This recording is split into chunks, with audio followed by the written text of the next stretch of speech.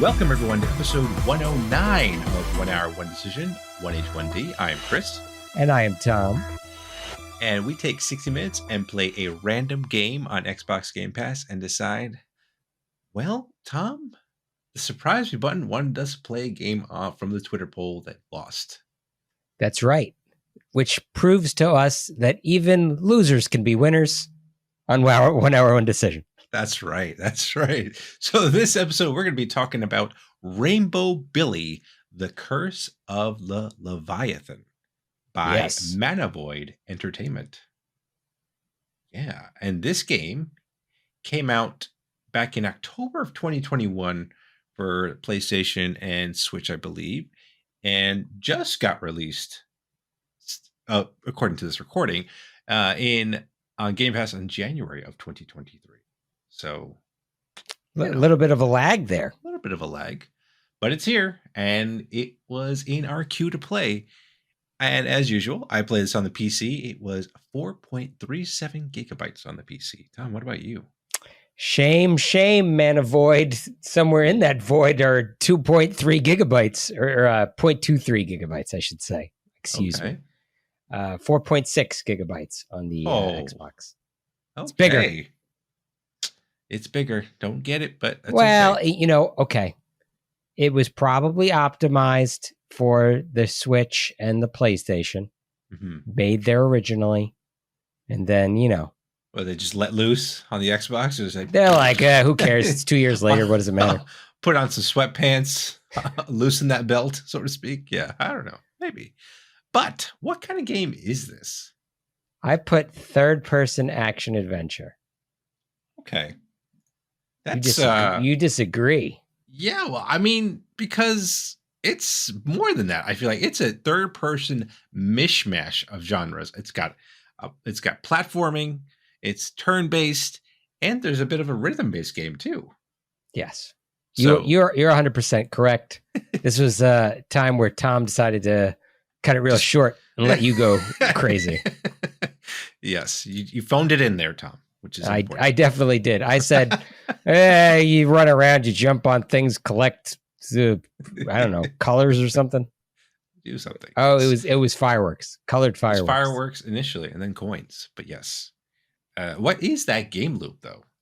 I put travel through a black and white level, making friends and restoring color. Yeah, which makes sense since it's Rainbow Billy doing that. Yes. I put help people, well, I should say creatures, and make them your friends. Are creatures not people? That's a good question. That's what I should have started this episode off with. Are creatures people? But yes. With that in mind, what do we like about this game? Well, I will start, and it should surprise no one that this game is very bright and colorful. It has the art styles that we always talk about that make it evergreen. Yeah. To me, I got kind of a mix of like Parappa the Rappa mixed with like Adventure Time, and then like kind of like Cuphead. Yep. All of that. If you can put that all in your brain and smash it together, that's what this game looks like. Yeah, that's accurate. I definitely got the Cuphead vibes, and you're right. The Parappa is like, because some characters are in that 2D or rather paper looking style way, while the world is still 3D. So it was interesting to see that. What was the other game that we played? Oh, Tinykin had that style too. Yeah, where your main character was flat or 2D in a 3D world. I liked the humor, and like the first thing that I did is I clicked on the what was it, the trash can. Yep. And it said like, I feel like trash or something like that. It was something stupid like that. It just made me chuckle. It was so like, what the, okay. I didn't know where at that point though, I was very early. I didn't know where this game was going to go in terms of like, was it a kiddie game that was more geared towards the adult audience, or was it just a kiddie game all throughout? So right. It was pretty interesting though.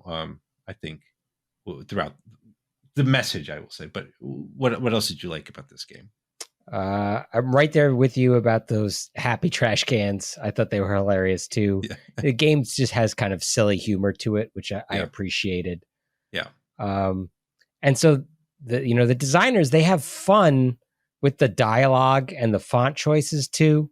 So, you'll get a pop-up text box and they'll do, a word in color or part of the phrase will be animated or something like that. Yeah. And I appreciated that. I think, when you're looking at text boxes, like, if you add a little pizzazz to it, it goes a long way. That's true. There was definitely a lot of that. There was almost like emotion with the fonts, which was kind of cool. It got you, it kept you engaged and not just reading a scrolling text or whatever. So that was good. The thing, kind of going back to the humor of this game, I thought the actual message of this game was great. It was, it was about this character, Rainbow Billy. The idea is obviously there's this Leviathan that gets pissed off because you set off a bunch of fireworks, and he's like, "That's it. I'm just taking color away from your world." Yeah, he's your grumpy neighbor. Yeah, you had too much fun, and he's like, "I'm taking away all your toys." Yeah, exactly. So, but then you get to you encounter these characters. I almost like feel like it's Sonic in a way. Remember like when you would like jump on an enemy in Sonic that you find out they're like a little character. You're freeing them of their fears and stuff like that. So, it was great to see that. And then but it was heartfelt because then you would see their fears and stuff like that would happen. It's like, oh, I don't feel so good. People don't like me. And your whole thing is trying to encourage them and like make them feel better about themselves, which is really great. And then like become your friends, which is cool. Like that whole mechanic I thought was really interesting. Yeah, I think and you've kind of segued into one of my points here, the battle system, and I put battle in quotation marks. It's not a battle system, right? It's a conversation. And then it's a conversation to restore the hearts and minds of these other characters. And it's done in an interesting way because it's a mix of like a rhythm and a puzzle game. Mm-hmm. You have to kind of figure out what their true colors are and then use, the friends that you've already accrued, use their powers up and time the rhythm game to, send those colors out into the world and activate their colors. It's different and weird. And I did like it. Yeah, it was very cool. And then there, I guess there's like that mechanic. Once they become your friend, you can level them up by getting them the food in the world, which is I guess fish, and then gifts, and then it's like you have to really read the conversations. It almost kind of reminded me of a game like LA Noire, obviously a very, very different game. Yeah. Where you're trying to find criminals and see if they're lying. Where in this, you're just trying to take the context clues of what they're saying and picking a particular conversation method. What that would like break down their walls. And I mean, don't get me wrong. The choices were fairly like obvious. A lot of them were just like, why would you pick a negative thing? Like it was just like, oh, stop whining or something like that. It's like that's not going to help anyone. But it was still cool. Like, reading some of their, like the stuff that they were like feeling bad about kind of like hit home too, because it's like, you might at times feel a certain way or like, as you're growing up, these kind of feelings and emotions are there.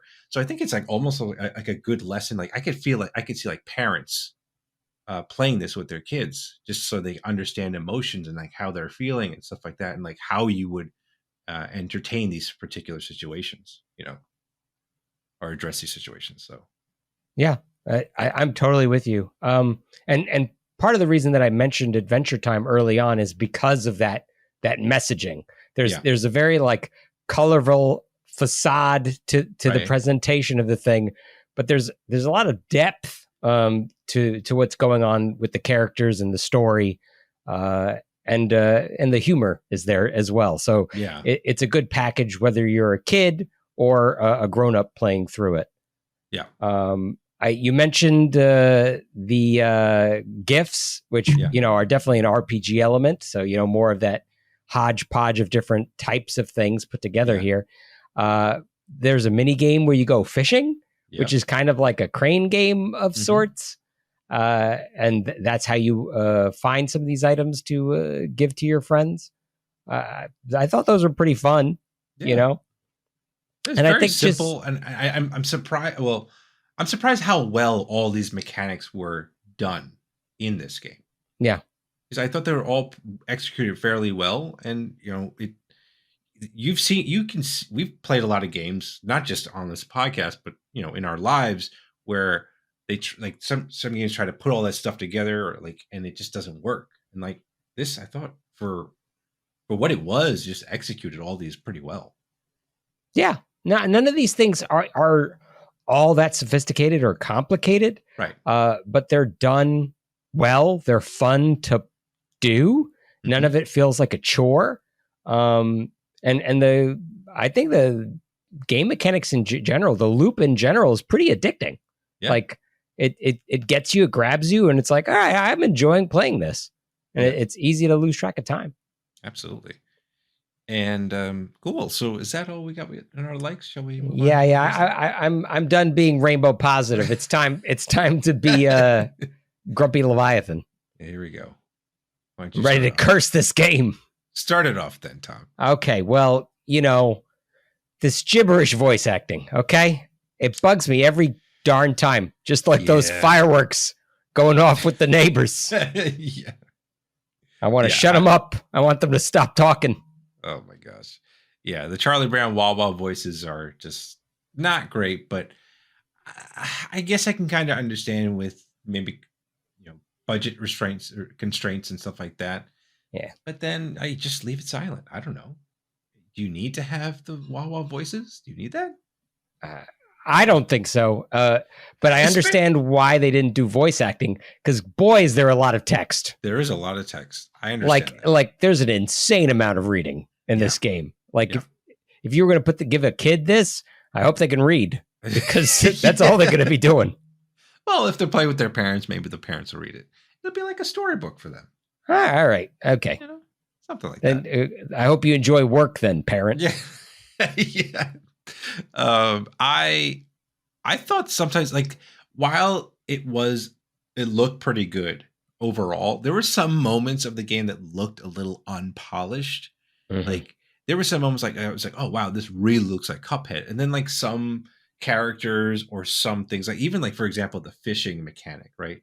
I felt that it looked a little off compared to everything else aesthetically. But again, I don't know how big this team is, so for what they did, it overall looked pretty good. But that was just maybe like a nitpick that I would say. I had a problem also when like in the rhythm mechanic portion of the game. Like at one point, I was pressing the buttons, like I felt like at the right time, and it was like it wasn't even detecting it; it was just going off. It was really weird. I put the game down for a second and then put it back and started again, and like it seemed to be better, but I don't know if it was like a bug or something like that. But yeah, it was just kind of weird. Huh. I can say that I did not run into that problem, fortunately. But I did break the camera view at one point. Oh. So like, I don't know, something about the camera controls to me were weird.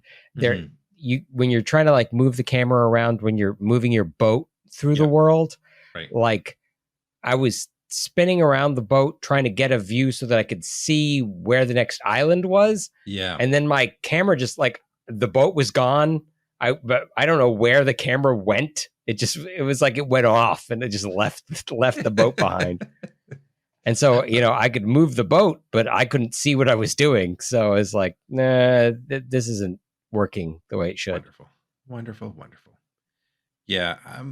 I also thought for a kid game, or maybe at least kid centric, I thought there was a lot to manage in a way. Yeah. But they weren't like super needy about it, which I'll get. But like, you have these little these creatures that you pick up along the way on certain islands that give you upgrades and stuff like that.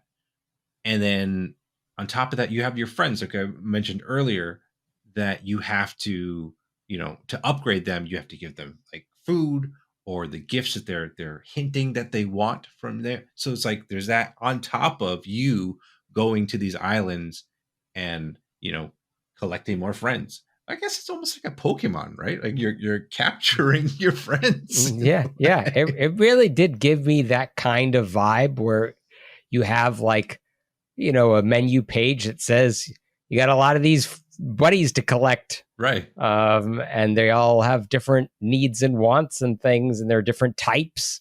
Yeah. Right. And if you collect some of these, then you'll have blue power. And if you collect some of those, then you'll have red power. And and you need all the colors of the rainbow to beat the big bads. So you sure do.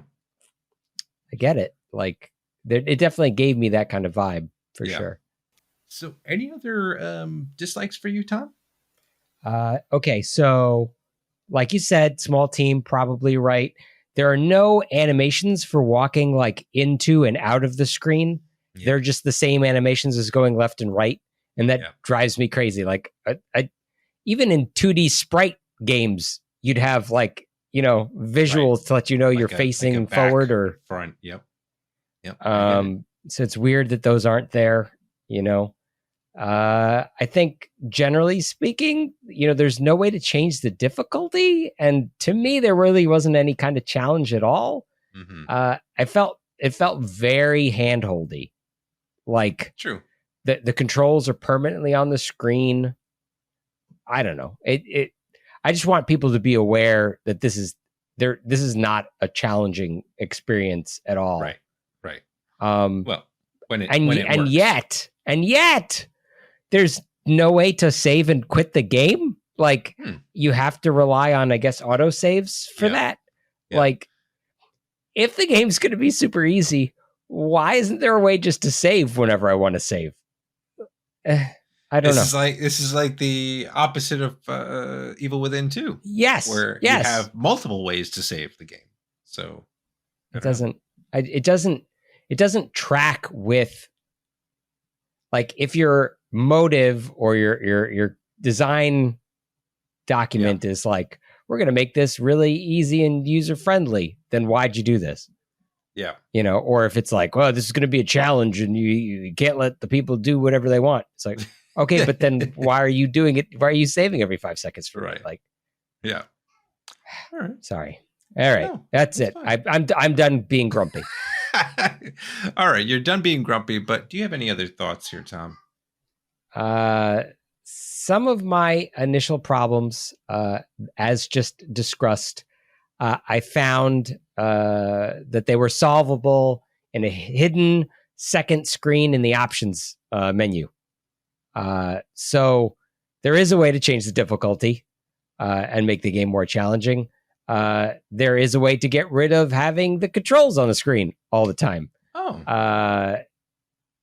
So, I mean, they're there, but like they buried them. And this is a game that like shows you everything else. Why wouldn't they show you that? I don't know.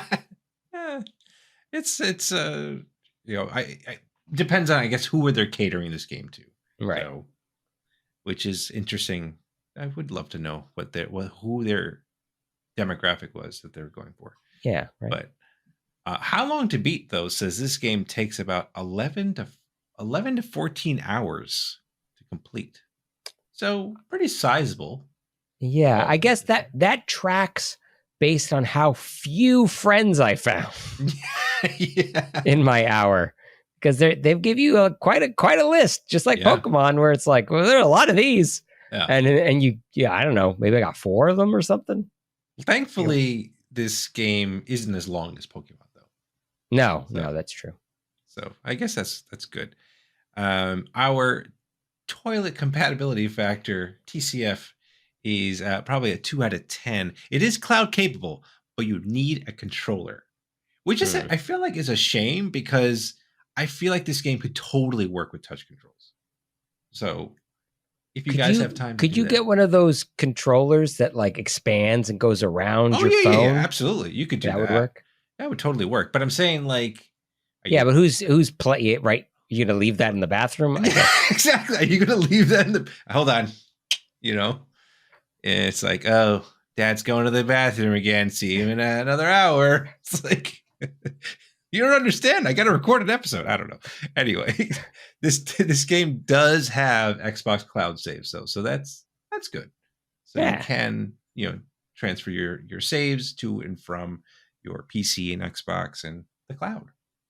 Okay. And so that's that. And Tom, we got to find out though. Are we going to keep this game, or are we just going to side with the Leviathan and make everything black and white?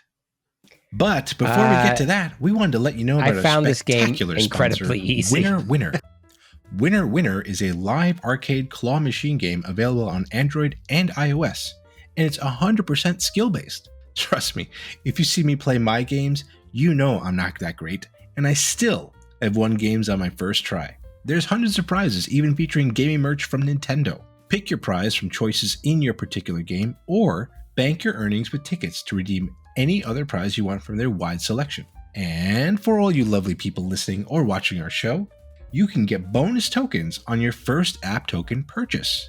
Download and create your account, then use the link in the episode's description to enter promo code WHATITDO after you sign in. Check it out. Then it's clawsome. Make everything black and white.